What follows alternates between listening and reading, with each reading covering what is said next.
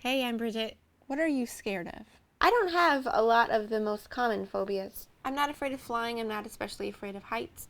I'm not afraid of spiders unless they're on me or directly above me on the ceiling.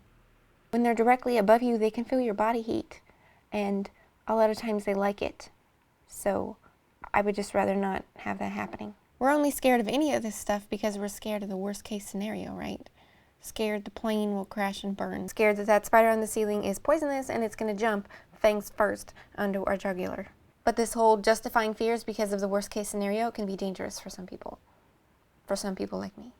For example, when I was first learning to drive, I was trying to turn in this driveway and then there's a really big ditch next to it. And I was so worried about going into the ditch that I went into the ditch. It's kind of been a repeating pattern in my life. When I was first learning to ride my bike, I kept driving into the hedge because I knew what I did not want to do was hit that hedge.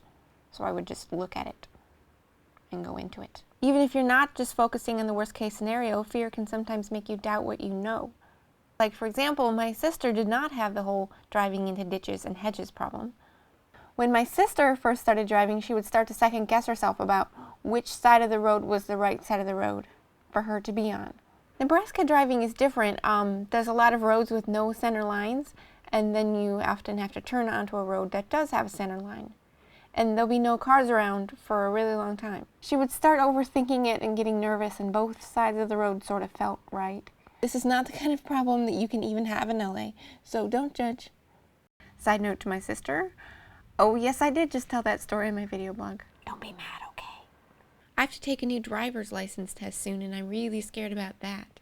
Which I know is dumb because worst case scenario, I fail the test and I have to take it again. That happens. But what happens if I keep failing it and failing it? And there's some weird thing about me where I'm incapable of grasping the concept that it takes to pass the driver's license test in the state of California. Like, people have hidden talents all the time. What if I have hidden ways that I fail?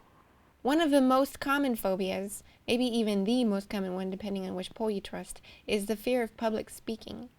What's the worst case scenario there? That people will not like our speech? Or will forget it? I don't think that's it, really. I don't think we're that concerned with pleasing people. It's scary to be pulled out of the crowd and put in the spotlight and not interrupted. I think we're afraid we'll be somebody that we don't really like. Like, it'll be some big chance to be awesome and maybe we're not that awesome. I think if you're really afraid of public speaking, you'll have to write a speech. Like now.